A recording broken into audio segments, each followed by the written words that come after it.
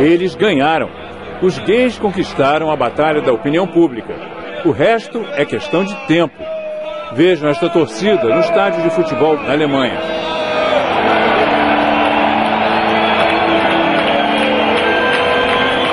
Eles protestam contra a homofobia.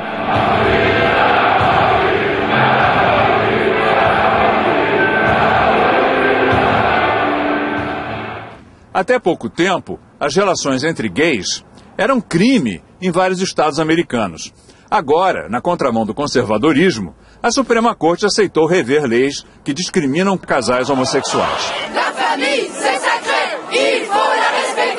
Mas de onde menos se espera vem um ataque ao casamento gay. Na França, há um movimento forte contra a união homossexual. C'est pour ça qu'on manifeste. Regardez derrière moi. C'est la famille PME. Papa, maman, enfant. E este foi um dos assuntos que mancharam a imagem do novo Papa, Francisco. E você, tem opinião? Este é o debate que o Sem Fronteiras propõe nesta semana.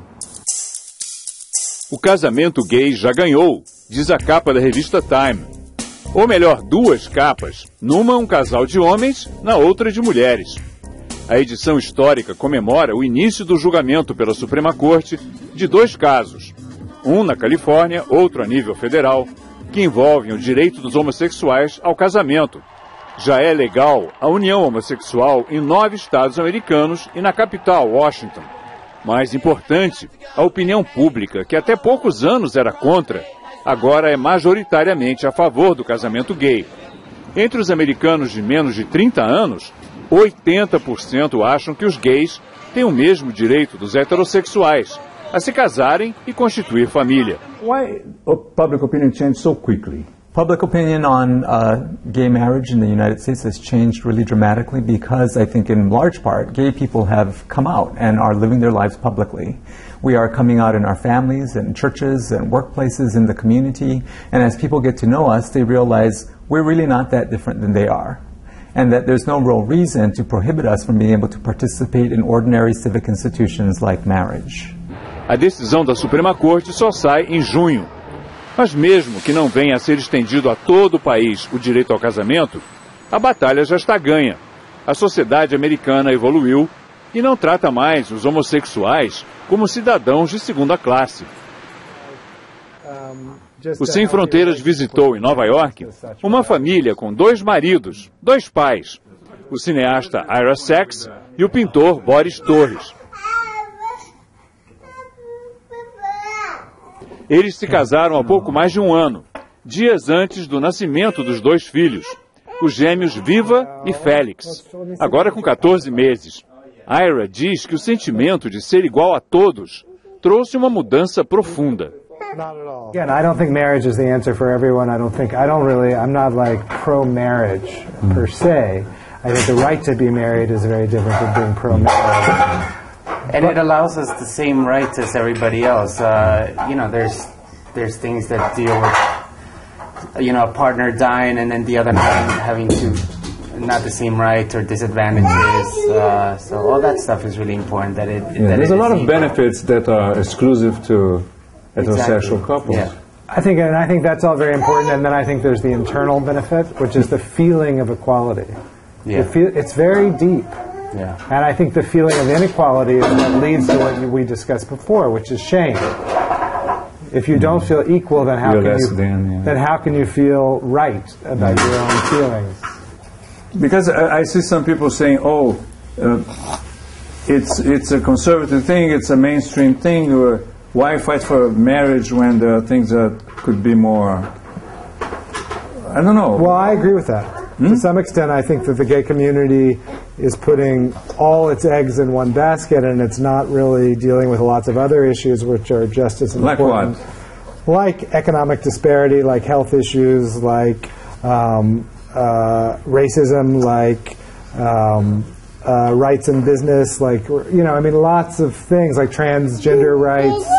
All of those things are very real. But the fact that a majority of the opinion in the U.S. is now in favor of gay marriage, that's very important. So how did that happen so quickly? Like 5 years ago, it was the opposite. So why the majority now supports gay marriage and gay equality? Do you think it supports gay equality? Is that what happened? I think it's influenced by popular culture. There's a lot of celebrities that support gay marriage, a lot of TV sitcoms that have gay characters, that have transsexual characters. So, you know, the younger generations, they think it's fine, and they don't have that those bigoted ideas, you know, and so I think a lot of those things help society move ahead forward. When you grew up as a gay man, was that something that you expected to get married to another man and have kids? I definitely did not expect to get married to another man, but from the point in which I was in college, I came to college as an out gay man, so this was in 1983. From that point, I had a sense that I wanted to have children. I thought I would with someone that I knew, a friend. That's ultimately how we have kids. We're raising the kids with their mom, who lives next door, so we're co-parenting next door to each other. How is that experience, Boris, of having kids? It's amazing. It's like it's a dream come true for me. I've always wanted. It's something I've always wanted since I was a little kid. I always imagined myself being a father, and I thought I was gonna make it happen, but I wasn't sure how. You know, so I was very lucky to find somebody who wanted to have children with me, and who I trusted. Hold on. Viva, ¿qué pasa? ¿No puedes salirte? She's stuck. O recém-falecido escritor brasileiro Ivan Lessa, que passou em Londres a metade final de sua vida, contava que quando primeiro visitou o Reino Unido, homossexualidade era crime no país. Depois, passou a ser tolerada. Ele então concluía: acho melhor eu ir embora antes que seja obrigatória. Com bom humor, mas sem preconceito, o comentário de Ivan Lessa reflete a evolução no tratamento da questão gay na sociedade britânica, com alguns pontos históricos marcantes. O escritor Oscar Wilde foi condenado em 1895 pelo que foi chamado então de alta indecência, praticada com um jovem amante, e ele passou 2 anos na cadeia. Why are you a mathematician? Do you like sums? Meio século depois, o gênio da computação Alan Turing, até hoje venerado como pioneiro da informática, foi perseguido como homossexual. Seu brilhante desempenho na quebra do código nazista durante a guerra, mostrado no filme Enigma, não bastou para afastar as ameaças que o levaram ao suicídio.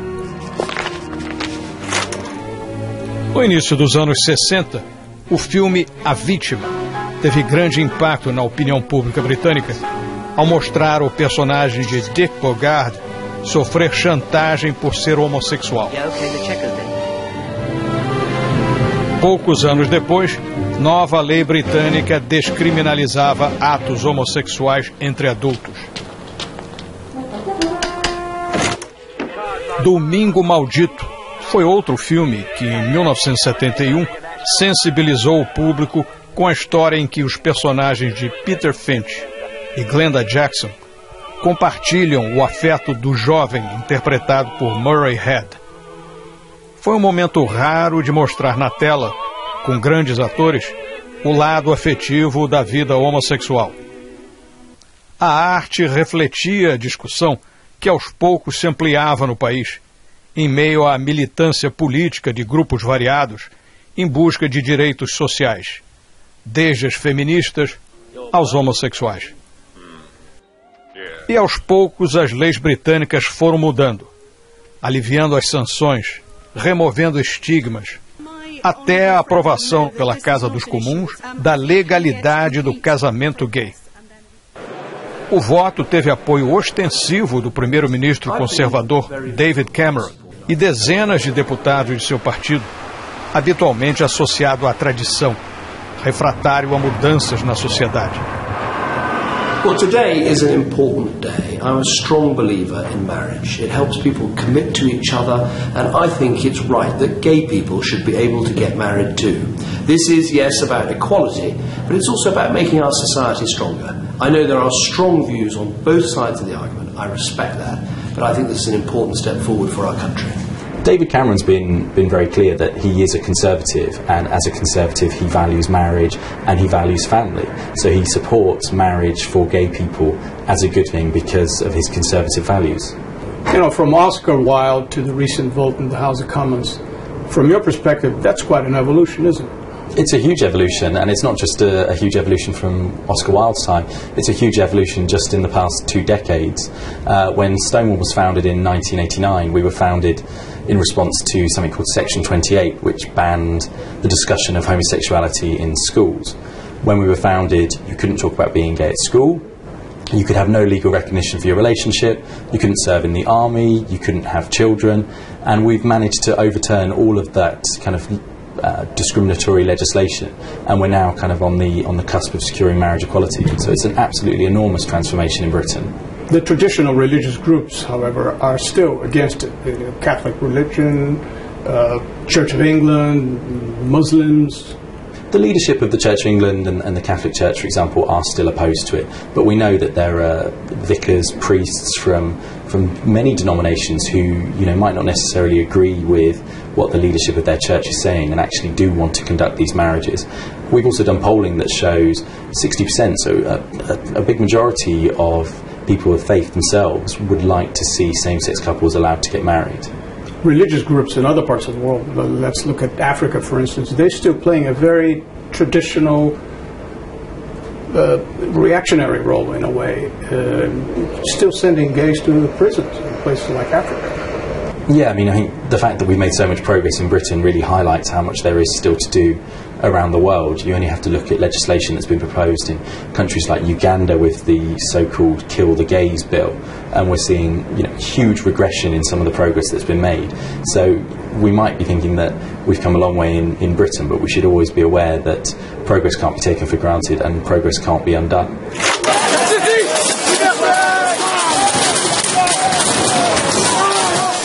Para a surpresa de muitos, a oposição ao casamento gay na Europa tem se revelado mais acalorada na França,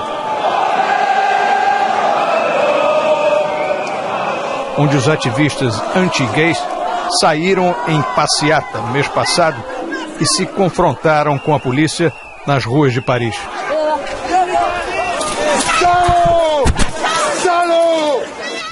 Nós vamos conversar agora com a Frigide Bardot, que é líder e porta-voz do movimento contra o casamento homossexual. Bonjour, Madame Bardot. Bonjour, alors, mademoiselle. Pourquoi êtes-vous opposée au mariage des personnes du même sexe? Parce que en France, le mariage, c'est une institution qui organise la filiation de la famille, c'est-à-dire les droits de parenté des enfants vis-à-vis des deux personnes qui sont mariées. Et donc si on ouvre le mariage aux personnes de même sexe, ça voudra dire que les enfants qu'ils auront, qu'ils adopteront, puisque c'est lié, seront nés de deux hommes ou de deux femmes. Et ça, c'est contraire à la réalité, donc une loi ne peut pas être contraire à la réalité. C'est le problème de la filiation qui est un problème par rapport à l'ouverture du mariage. Ce n'est pas évidemment le problème de l'union, ni le problème de l'amour entre deux personnes qui s'aiment et qui peuvent vivre ensemble et que la société doit reconnaître en tant que tel. C'est l'enfant qui est au milieu, voilà. Et ça veut dire surtout que l'enfant, il va naître entre deux personnes de même sexe avec une troisième personne d'un sexe opposé. Ça pose le problème de la procréation artificielle avec soit du sperme anonyme et donc une branche paternelle qui va disparaître, soit avec un utérus anonyme, c'est-à-dire ce qu'on appelle de façon exagérée la mère porteuse, parce que c'est pas une mère, qui va monnayer son droit de maternité contre de l'argent. C'est pas possible, ça s'appelle la PMA ou la GPA, c'est inclus juridiquement dans le projet de loi Taubira et nous n'en voulons pas. Encore une fois, le principe, c'est que demain la loi dira qu'un enfant naît hors père ou hors mère. Et que la seule filiation qui compte est une filiation sociale du désir de deux adultes. Qu'il n'ait pas choisi d'être homosexuel, on est tout à fait d'accord. Qu'on donne les mêmes droits d'union à toutes les personnes, on est tout à fait d'accord. Mais pas un droit de procréation, parce qu'on enlève un droit de filiation aux enfants. Marriage is a union of a man and woman. And, you know, nature itself attests to that fact. I mean, you can only have a child from a man and a woman. Yeah, you can give them a new life and a fresh birth, Lord Jesus. Yes, Lord. Bless them and heal them in Jesus' name, and I pray.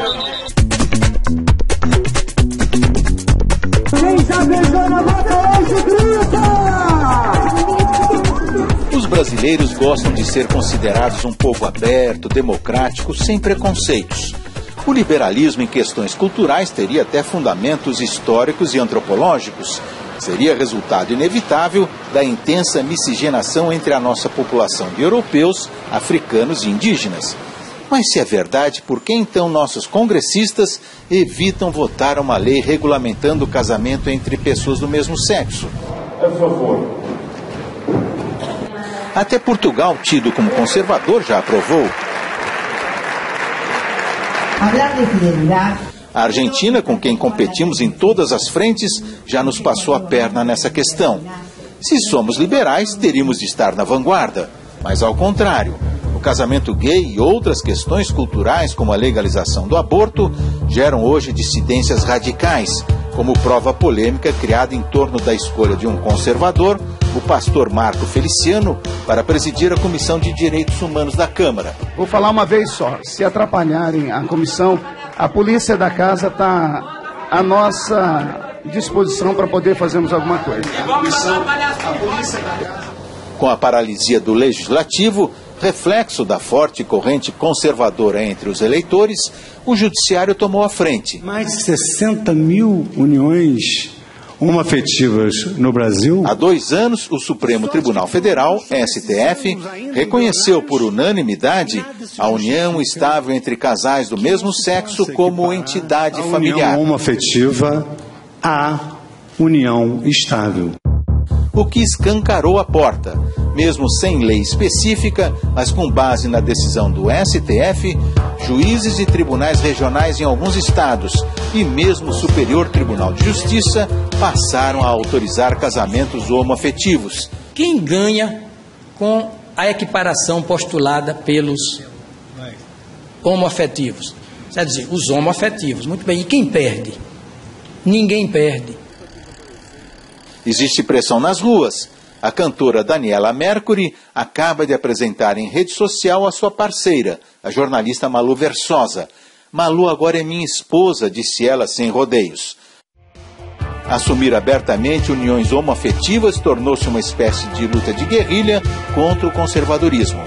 Será que a sociedade brasileira ficou mais intolerante nos últimos anos? Ou sempre foi assim? O Sem Fronteiras foi à Pedra de Guaratiba, no estado do Rio, conversar com o antropólogo Peter Fry.